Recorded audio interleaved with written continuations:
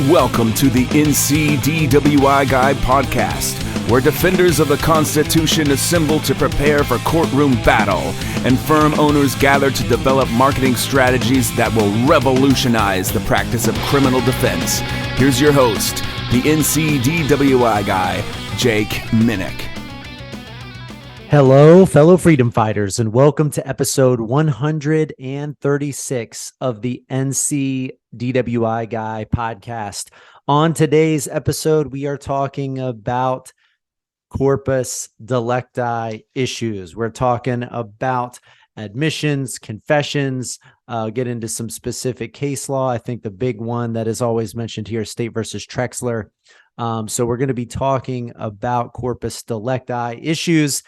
And this is a defense or a sufficiency of the evidence question offered at generally at a motion to dismiss stage of things that is somewhat related to kind of driving and timing of impairment.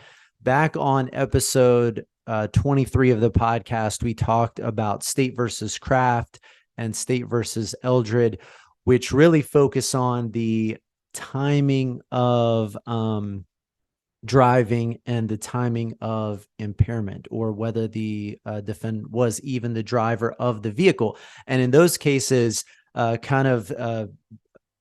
distinguished from a Corpus Delicti issue, in those cases, there is some evidence of driving, potentially some evidence of impairment, but no admission from the defendant of driving, no admission from the defendant of necessarily timing of impairment.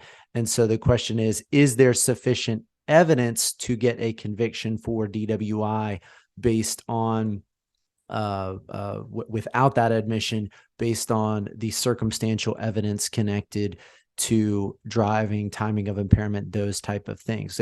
Does the state have the timeline necessary?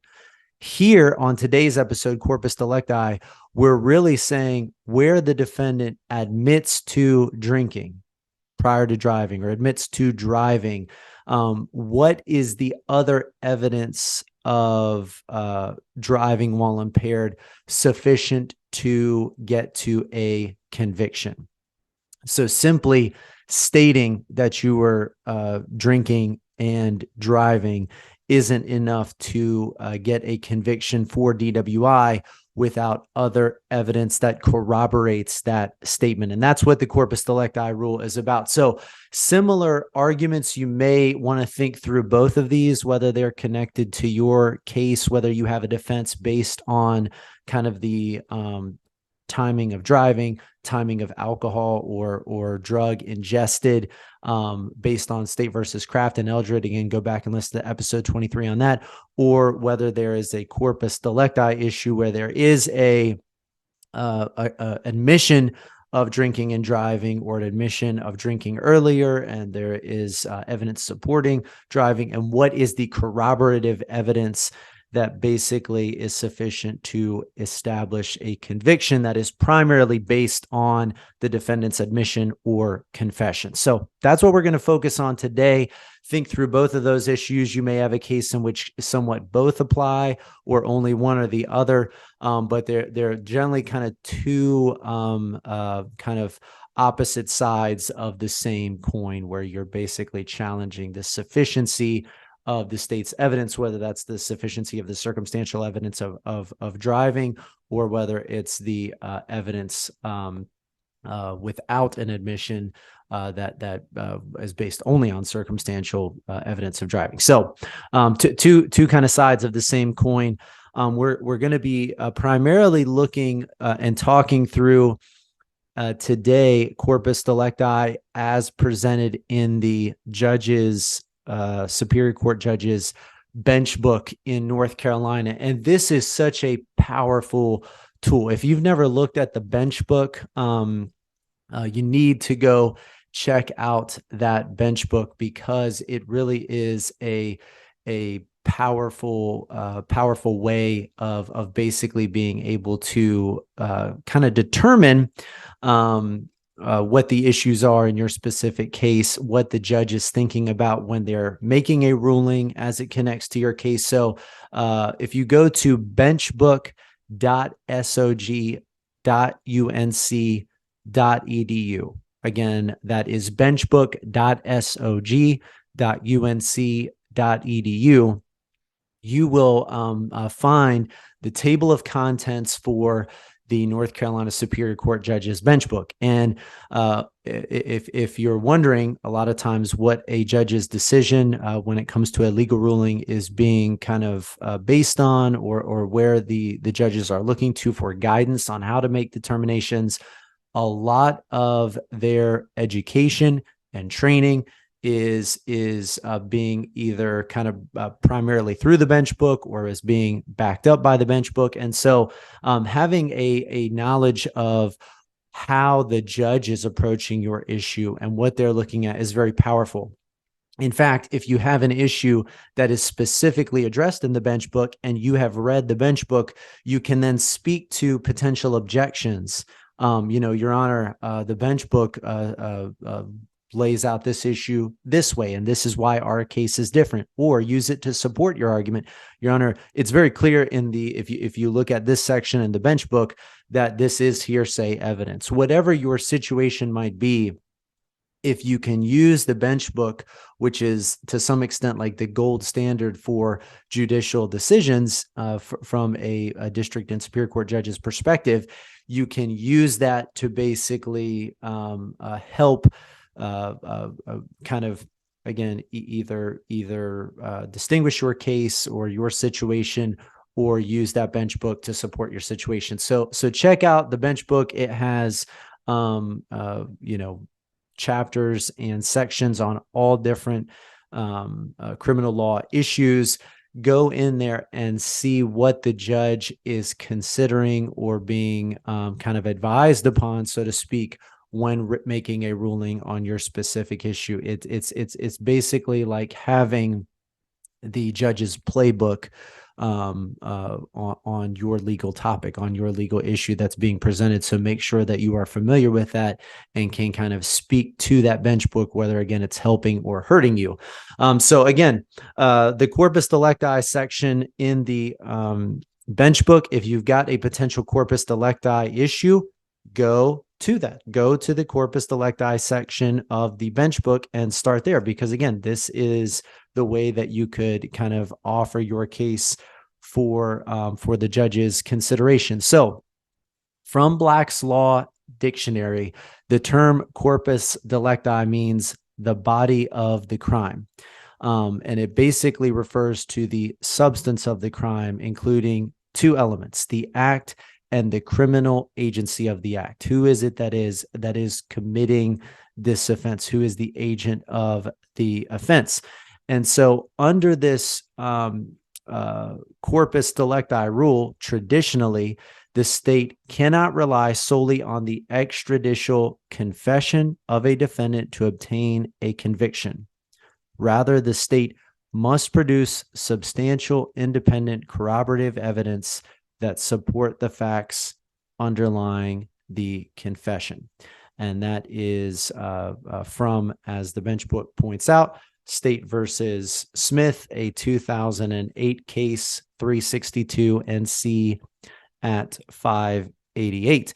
And why is this? Why is a confession and confession and admission, as the bench book talks about, are interchangeable? These two things, whether we're talking about a defendant's admission at the roadside, admission at the jail, really, you don't see many confessions on a DWI case. That can happen sometimes, depending on your specific circumstances. But admissions and confessions are used interchangeably when it comes to the Corpus Delicti doctrine. And generally speaking, we're talking about an admission when we are talking about this in the DWI context. So always, when you have a reason for a rule, make sure to present that to the judge first. So why have this? Why is a a confession or an admission not enough? If somebody walks up to a police officer and says, I'm intoxicated right now, and I just literally parked my car 2 blocks down the street. You should arrest me for driving while impaired. Why is that in and of itself problematic? Why is that not a good basis for getting a conviction where somebody admits to or confesses the crime? Why is that in and of itself not enough? Well, in State versus Smith, which we just talked about, 2008 North Carolina Supreme Court case, the rationale was put out there. This is from State versus Smith. It has been long established in North Carolina that the state may not rely solely on the extrajudicial confession of a defendant to prove his or her guilt. Other corroborating evidence is needed to convict for a criminal offense. A naked confession, unattended with circumstances, is not sufficient. A confession, from the very nature of the thing, is a very doubtful species of evidence and to be received with great caution. If there are no confirmatory circumstances, it is better to acquit the prisoner. So again, that's the rationale for this. A naked confession is a very doubtful species of evidence. That's the language from the Supreme Court of North Carolina. So what evidence is needed in a DWI case? What substantial evidence would tend to establish the trustworthiness of an admission? And the court has, in State versus Parker, a 1985 case, kind of expanded this to include facts that tend to show the defendant had the opportunity to commit the crime. So it's not as though they have to put on a full case of circumstantial evidence showing exactly what transpired that matches up with the defendant's admission or confession. But what does this look like? And what I would offer is that this is very fact and circumstances specific. There are a number of cases in North Carolina where evidence was found to be sufficient in the DWI context, as we talked about, and probably the most famous case in North Carolina in terms of this being applied in a DWI circumstances, State versus Trexler, which is a Supreme Court case 316 NC 528.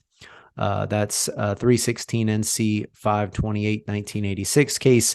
And this is one when I first started practicing, I would have attorneys come up to me, if I was bouncing a case off of them, or really going up to them, and if I bounced the case off of them, would say, well, have you, you may have a Trexler issue there. And I had no idea what they were talking about, what Trexler is. So that's why if you get a attorney that says, hey, have you looked at this particular case? First thing that you should go and do is read that case. See if there is a relationship between your specific set of facts and a case that you can use as authoritative for the judge.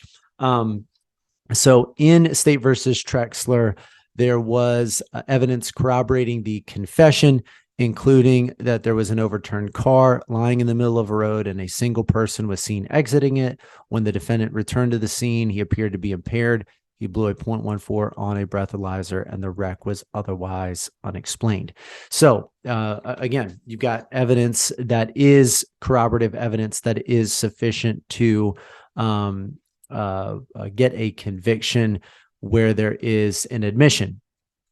State versus Cruz is another case mentioned in the Benchbook, 173 NC App 689. This is a 2005 case, as well as another 2005 case, State versus Highsmith, 173 NC App 600. So State versus Cruz and State versus Smith both 2005 cases. So those are specific impaired driving cases. Go check those out. And then there is one more older case that also involved impaired driving, State versus Brown, which is 87 NC App 13. That's a 1987 case.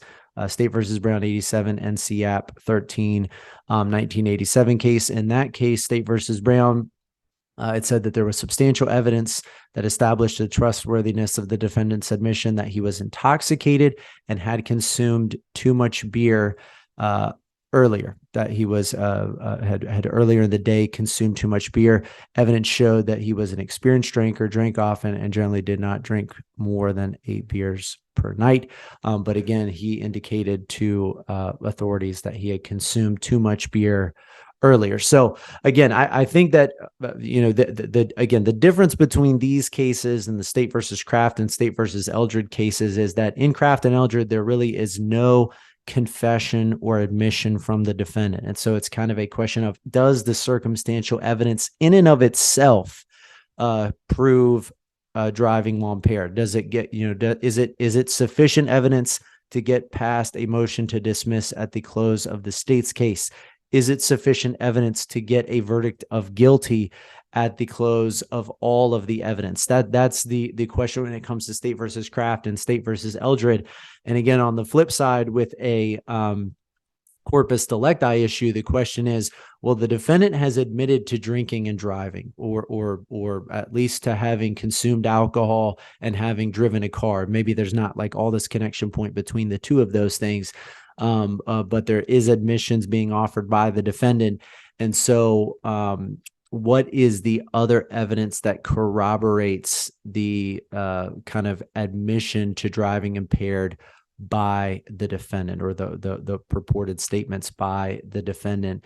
What circumstantial evidence or eyewitness statements or circumstances of driving, what would corroborate that? And so again, when you have a situation where you have officers that are not really involved in the stop arrive on the scene later, or show up at the defendant's house, or find the defendant near but not at the scene, all of these types of cases, and they start the investigation, are questions about whether or not the defendant had been what was the actual person driving, and whether or not the person was impaired at the time of driving. And so you may have a Corpus Delicti issue.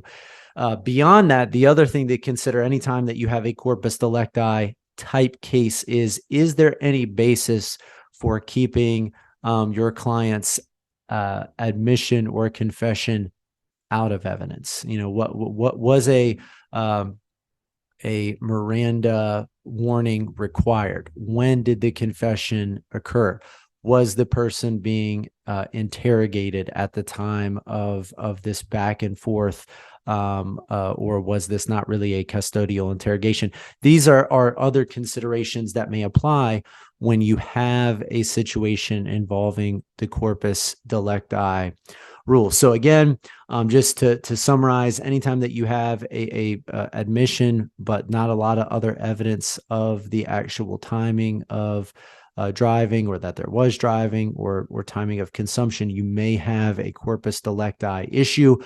Always, always, always, when you have the opportunity to look at what the judge is potentially looking at in that bench book on a legal issue, go pull the bench book and see what is kind of being communicated to the judge in terms of the things to consider and the legal authority to be making a ruling upon, so that you can use that in persuasion during your closing argument and speak maybe directly to the bench book. Hope that this information has been helpful, and I look forward to speaking with you all again next time. If you found the information in this podcast to be valuable, I simply ask that you pay it forward and share this podcast with another member of the legal community. Also, if you would leave us a rating or a review on whatever platform you are listening on, I would greatly appreciate it.